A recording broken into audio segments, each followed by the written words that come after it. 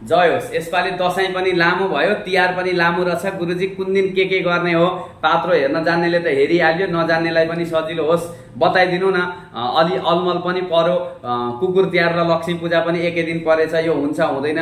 अनि गाई तिहार पनि प्रतिपदाको दिन पात्रोमा लेखेको रहेछ, के गर्ने? थोरै अन्यल भयो। अनि भैली कहिले खेल्ने? धेरै खालका प्रश्नहरू सबैले गर्नुहुन्छ, सबै गुरुहरूले यसको बारेमा भिडियो बनाउनु पनि भएको छ। मैले पनि आज हजुरहरूलाई जानकारी दिँदैछु कार्तिक महिनाको। अब कहिले कहिले के हुन्छ छोटो रूपमा म विषय सूची मात्रै हजुरहरूलाई बताउँछु यो भिडियोमा। कार्तिक महिनाको 1 गते दिउँसो 1:23 देखि पञ्चक सुरु हुन्छ, यम पञ्चक सुरु हुन्छ। यसै दिन त्रयोदशी तिथि लाग्छ यही समयदेखि। र धन्वन्तरी जयन्ती भोलिपल्ट मनाए तापनि धनतेरस भनेर जुन मनाइने जुन पर्व छ, हामीले औषधिहरूलाई चाहिँ जोगाड गर्ने, औषधिहरूलाई घर प्रवेश गराउने, बहुमूल्य रत्न औषधिहरूलाई गृह प्रवेश गर्ने दिन चाहिँ धन्वन्तरी जयन्ती भोलिपल्ट भए तापनि 2 गते भए तापनि 1 गतेदेखि नै हामीले गृह प्रवेश औषधिका लागि हामीले यो कार्य प्रारम्भ गर्छौं। र साँझमा 1 गते साँझमा यमदीप दान पनि यसै दिन गर्छौं। र 2 गते बिहान काग तिहार, काग बलि दिनेछौं।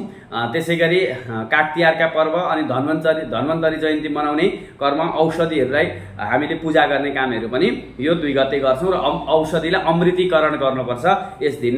त्यसै गरी 3 गते चतुर्दशी, नरक चतुर्दशी, यस दिन हामीले कुकुर तिहार मनाउँछौं। 3 गते दिउँसो 2:59 सम्म चतुर्दशी तिथि छ। त्यसपछि औँसी तिथि सुरु हुन्छ।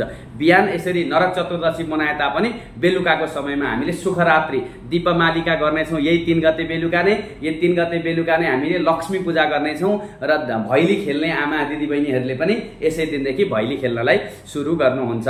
बडो आनन्दको तिहार सुरु हुन्छ र लक्ष्मी पूजा यस दिन हामीले गर्छौँ। भोलिपल्ट गुरुजी 4 गते किन नगर्ने त? कुकुर तिहार र लक्ष्मी पूजा एकै दिन गर्दा हुन्छ भन्ने मनमा आउला। भोलिपल्ट पनि गर्दा हुन्छ। भोलिपल्ट चाहिँ गाईको पूजा गरिन्छ। भोलिपल्ट दिउँसो 4 गते दिउँसो 4:29 सम्म औँसी तिथि छ। त्यहाँ दिनभरि गौ पूजा, गाई तिहारे औँसी हामीले त्यस दिन मनाउँछौँ। दर्श श्राद्ध त्यस दिन गर्छौँ। औँसी बार्नेले, हलो बार्नेले, जोत्ने खन्ने आदि बार्नेले त्यस दिन बार्छौँ। र अब राति निसी बार्ने भन्छौँ हामी, छाक छोड्ने चाहिँ त्यही लक्ष्मी पूजाकै दिन हामीले 3 गते नै छोड्छौँ। अब भोलिपल्ट लक्ष्मी पूजा 4 गते गरौँ न त भन्दा लक्ष्मी पूजा साँझको समयमा गरिन्छ।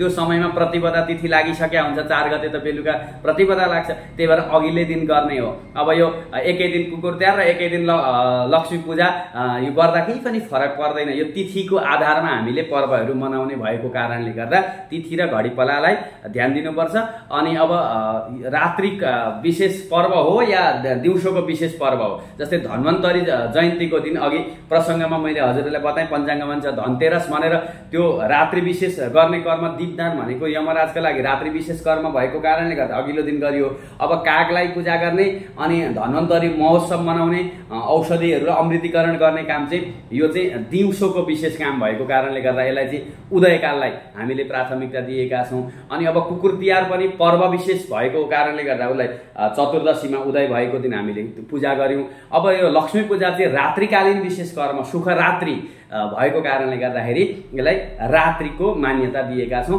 जुन दिन राति पर्छ औँसी त्यस दिन हामी मनाउँछौँ। त्यही भएर भोलिपल्ट 4 गतेलाई औँसी राति छैन। 4 गते गाई तिहार चाहिँ, गाई तिहारे औँसी चाहिँ हामीले 4 गते नै मनाउँछौँ। यहाँ पात्रमा यो चाहिँ छैन, यहाँ 5 गते लेखिएको छ।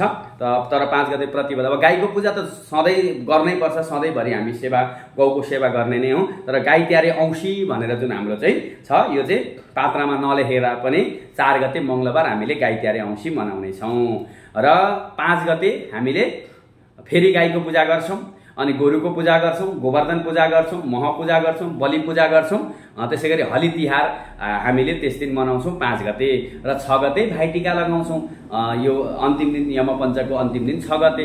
6 गते बिहान 11:39 टिका लगाउने मान्छे, आशीर्वाद लिने मान्छे पश्चिम दिशातर्फ फर्केर टिका लगाउने, तिहार मनाउने। अनि चेलीले माइतीको पूजा गर्ने, माइतीले चेलीको पूजा गर्ने। यसरी हामीले तिहारलाई पूर्ण गर्नेछौँ। यो मैले विषय सूची जानकारी गरेँ र विस्तारपूर्वक प्रत्येक कर्म कसरी गरिन्छ, दीपदान कसरी गर्ने, लक्ष्मी पूजा कसरी गर्ने, त्यसै गरी अन्य पूजाविधि, भाइ पूजा कसरी गर्ने, यो सबै भिडियो लिएर फेरि आउने कोसिस गर्नेछु। र धेरै गुरुजीहरूले लगाइ पनि सक्नु भएको छ। मैले यो संक्षिप्तमा विषय सूची मात्रै हजुरको अन्योलता दूर गर्नको लागि बनाएको हो। हरि ओम।